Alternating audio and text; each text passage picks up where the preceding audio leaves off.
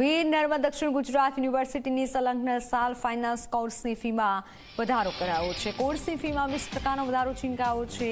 Fee વધારા સામે એબીવીપીના કાર્યકરોમાં રોષ જોવા મળ્યો। અંડર ગ્રેજ્યુએટ અને પોસ્ટ ગ્રેજ્યુએટ સેલ્ફ ફાઇનાન્સ કોર્સોની ફીમાં વધારો કરાયો।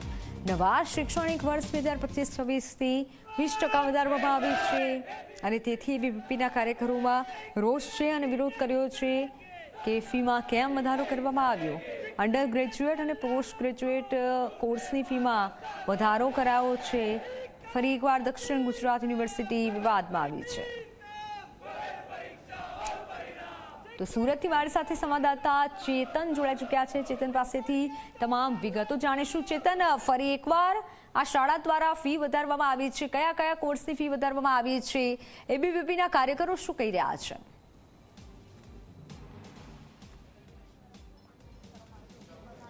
जी बिल्कुल थी वीर नर्मद दक्षिण गुजरात यूनिवर्सिटी संलग्न जो सेल्फ फाइनान्स कॉलेजो है तेमां 20% फी વધારો કરવામાં આવ્યો છે, જેને કારણે એબીવીપી દ્વારા વિરોધ પ્રદર્શન કરવામાં આવી રહ્યું છે। ખાસ કરીને કુલપતિની જે ચેમ્બર છે તે ચેમ્બરની બહાર એબીવીપીના જે કાર્યકરો છે તેમના દ્વારા વિરોધ પ્રદર્શન કરવામાં આવી રહ્યો છે। ત્યારે આપણી સાથે એબીવીપીના પ્રમુખ જોડાયા છે।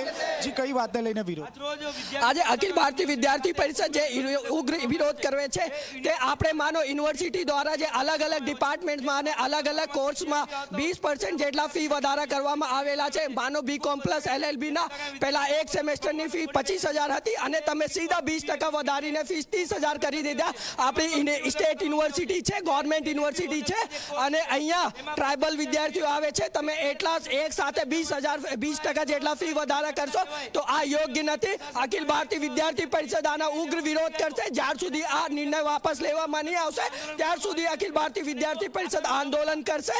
તમે કોના ફાયદા પહોંચાડવા માટે આ બધું નિર્ણય લેવો છો? તમે કોલેજ વાળા સાથે કોલેજના ફેવરમાં તમે યુનિવર્સિટી પ્રશાસન કોલેજ સાથે કેબિનમાં બેઠીને આ બધું નિર્ણય લે છે। અખિલ ભારતીય વિદ્યાર્થી પરિષદ આનો ઉગ્ર વિરોધ કરે છે અને જ્યાર સુધી આ નિર્ણય વાપસ લેવામાં નહીં આવશે ત્યાર સુધી અખિલ ભારતીય વિદ્યાર્થી પરિષદ ઉગ્રથી ઉગ્ર આંદોલન કરશે।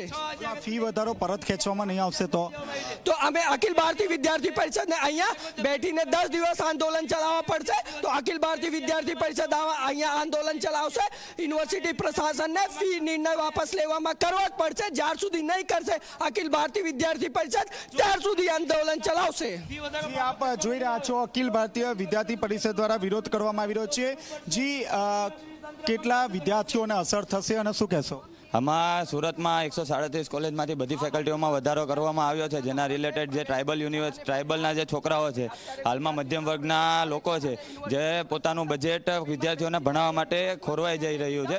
આટલા ફી વધારા બાબતે યુનિવર્સિટીનો નિર્ણય તદ્દન ખોટો છે, જેના પગલે વિદ્યાર્થી પરિષદ ઉગ્રમાં ઉગ્ર આંદોલન કરશે અને આ નિર્ણય યુનિવર્સિટીએ પાછો ખેંચવો પડશે અને વિદ્યાર્થીઓના હિતમાં નિર્ણય લેવો પડશે। જી, આપ જોઈ રહ્યા છો અહીં એબીવીપીના જે કાર્યકરો છે તેમના દ્વારા વિરોધ પ્રદર્શન કરવામાં આવી રહ્યો છે।